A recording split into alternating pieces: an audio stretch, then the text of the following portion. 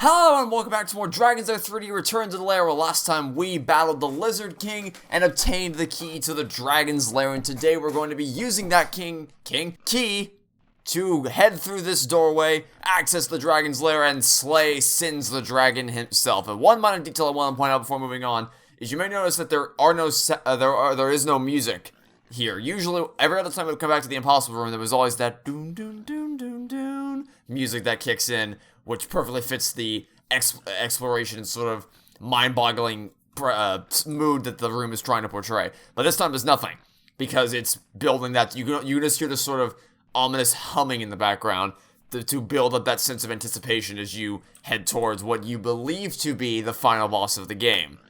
Although, as you might be able to tell by the title and thumbnail, that might not necessarily be the case, but I guess it's the only one way to find out for sure. So let's head inside.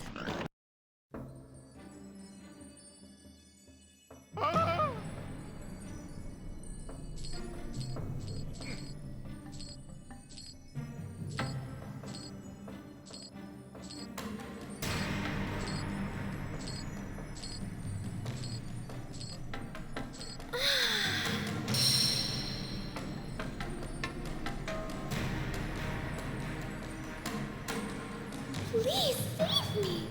The cage is locked with the key. The dragon keeps it around his neck. To slay the dragon, use the magic sword.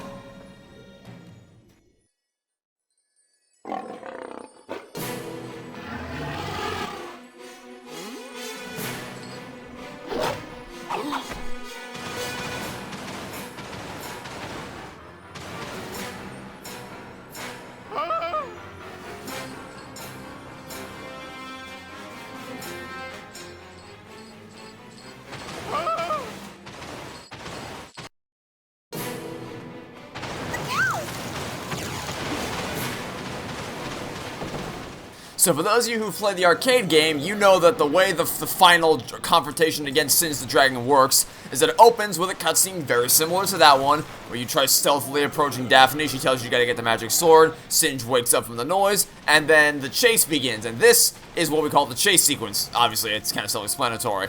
So it's a two-phase battle where you have the chase phase right here, and then you have the actual fight against him, which is the same thing that happened in the arcade, except that both sections are significantly shorter because of the medium it was going for. I'm pretty sure if you just watch all the cutscenes or all the, well, I say cutscenes because the whole game is just nothing but cutscenes. I should say if you watch the entire game back to back with no deaths, just a seamless short film, I'm pretty sure the full thing is just about like 10-15 minutes at the longest, and that's obviously assuming a deathless run. So they and due to it being an arcade game, they kind of have to keep the rooms really short to make sure it can reasonably funnel in a good number of players throughout the course of the day as people die and try again, which is not something that Dragon's Lair 2 or Space Ace did, but that's a top for every day. Point is, the arcade version had this chase and it had the final battle,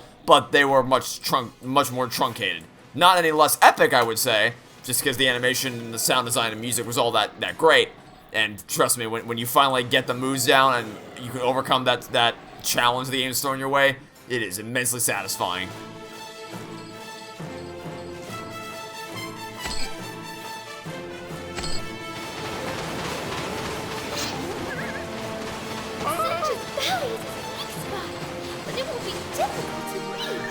That being said, I do think that it's much better to actually be able to physically engage in a battle with Singe the Dragon like this. So they, as is the case with everything else in this game, it takes what the arcade version did and kicks it up to 11 without fail. Now that said, this is still probably my least favorite boss in the game, although it doesn't really mean much because I enjoy everything in this game. But of all the bosses, it definitely has the least amount of variety, because basically what it boils down to is I did not mean to somersault towards him. That was not part of the plan, but it didn't really impact my performance whatsoever, so that's fine. What you do is you lock onto him, then you roll towards him and to the left so you can get under his fire breath, and you do that for as many times as he breathes fire at you, and he for each cycle, for each round of this little dance that we do, he increases the amount of flamethrower breaths by 1. So that was 3, which means this is our 3rd hit on him.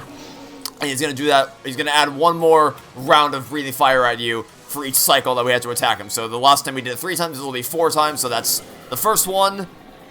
He's going to do it a 2nd, 3rd, and 4th time. And then after he does that, he'll launch a smaller fireball at you, one that I can actually catch with my sword, and then redirect back onto his belly to stun him, and then I can attack him with my sword regularly. Because if I tried to go up and attack him right now, it wouldn't do anything. He just swiped me away. So you gotta stun him first, and then, thank you. Attack him. Also, after you attack him, you want to run as far away as you possibly can, and jump at the last second, so that the tail doesn't get you on the return trip. So yeah, it's definitely not super complicated, and it does boil down to just doing the same thing over and over again, whereas the other bosses definitely have a lot more variety, and I guess replay value in terms of when you come back to play the game again, but this, it is just the same thing 6 times in a row, so not a whole lot going for it, but it's still a satisfying combat pattern to do, even if it does get a little repetitive after a while. So yeah, definitely my least favorite boss in the game, for whatever that's worth. Also, I haven't been counting, but I'm pretty sure this is the final I think this is the final attack, the final hit we have to get in on him, and then that's the boss fight over. Now, what I will say, if this was the final boss of the game, it would be a rather anticlimactic way to go out because of all the things I just mentioned. But as you can tell from the title and thumbnail, or if you just know this already by either because you've seen me play it before or because you played it yourself, there's a bit more to this game beyond this battle, so it works a lot better as what it is, and yeah. Not a hard boss at all, very easy, but definitely a little repetitive.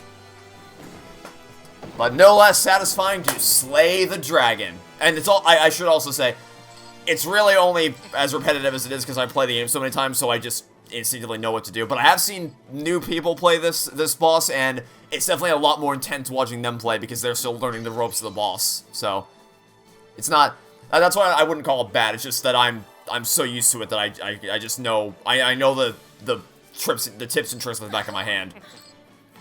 But I would still list it as my least favorite because I also know the tips and tricks for all the other boss battles, but those still remain engaging because it's an active, dynamic battle.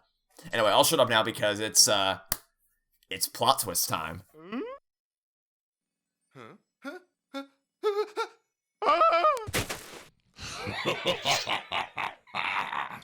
Well, I must say I had you going there for a while, didn't I? A fairly good impression of the princess, don't you think? Although I've never really heard her speak before.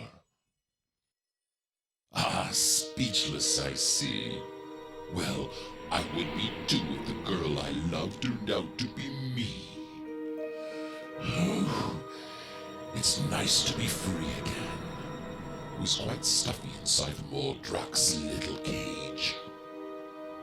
And quite a story, too. Would you like to hear it? Well, of course you do. You see, I tried to sneak into this little treasure room in search of that wonderful sword you're holding. I heard it has qualities that can help me defeat a certain group of cowards I used to call my friends. Former allies, serving our long-departed master, Mordrak the Magician, someone I believe you're familiar with. Long ago, Mordrak ruled this land with the help of 6 magical essences. Essences he claimed by poisoning the good king that guarded them. But Mordrak was not a very good magician. Had he been, he would not have needed the essences to begin with. Even in his possession, Mordrak could not master the essence's power. He did not know the secret. This left him vulnerable.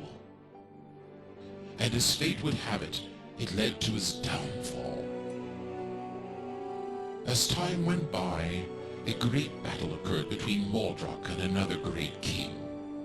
Mordrak was defeated and banished into another dimension for all time, leaving behind the essences he worked so hard to steal. Well, Seeing as our former master did not need these essences where he was going, my former comrades and I took it upon ourselves to make sure they did not go to waste. Greed, however, led us eventually to war amongst ourselves. But thanks to Princess Daphne, I discovered the secret of the essences. Would you like me to tell you? You'd like that, wouldn't you? But I will give you a little hint. You're holding it. Yes, it involves that sword. I would have succeeded. Unfortunately, I had forgotten the fine print on that blasted thing. No being of weak courage and having evil intention shall withdraw this sword from its crystal sheath forthwith. And while struggling to pull it out, that dumb dragon Singe snuck up and gave me quite a thumping. Consequently, I found myself playing solitaire for a while. Had it not been for you. I see you have quite a collection of essences here. I myself have quite a powerful essence that I stole from Mordrak. Would you like to have it? I just bet you would. Well, I'm sorry, but I've become quite accustomed to it. But alas, I must be going now, taking my essence with me. Thank you very much for my freedom. Oh, and by the way, I shall be taking your sword and essences with me as well. Now, don't make this difficult. It will hurt less if you just surrender them. So be it, knight. Have it your way.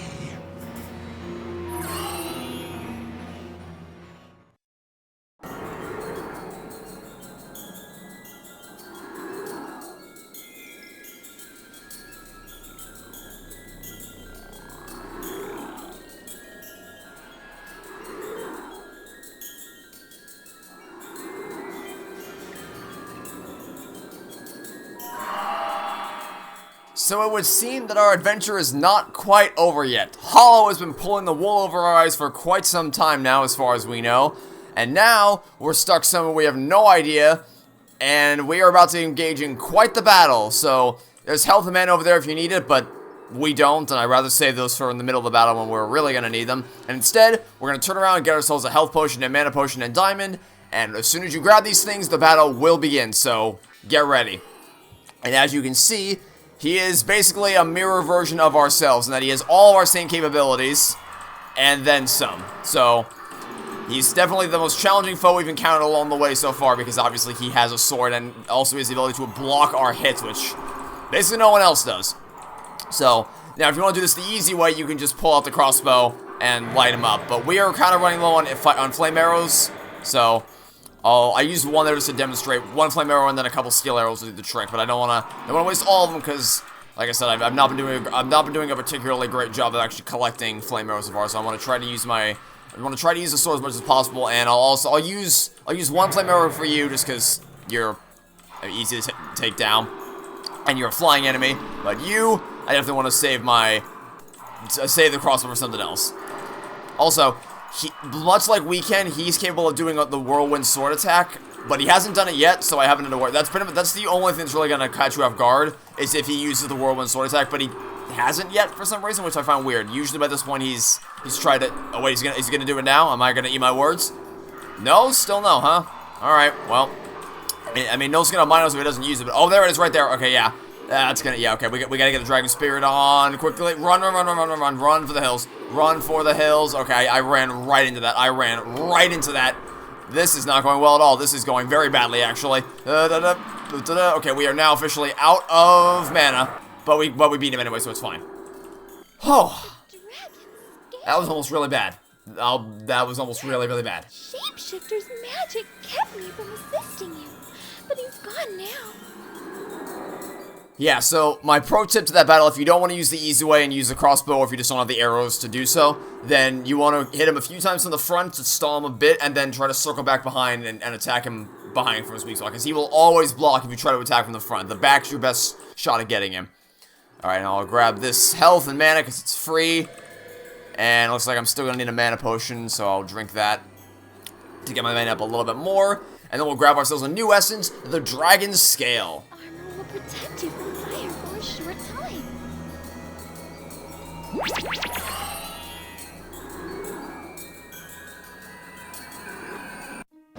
Which, as you might have been able to deduce, gives us the ability to hop into that fire pit down there and continue our adventure through the castle, because Daphne's still out there somewhere. We thought that she was being held by Singe the Dragon, but she was not. She's still hidden somewhere in this castle. We're not giving up until we find her. So, the adventure continues in the next episode.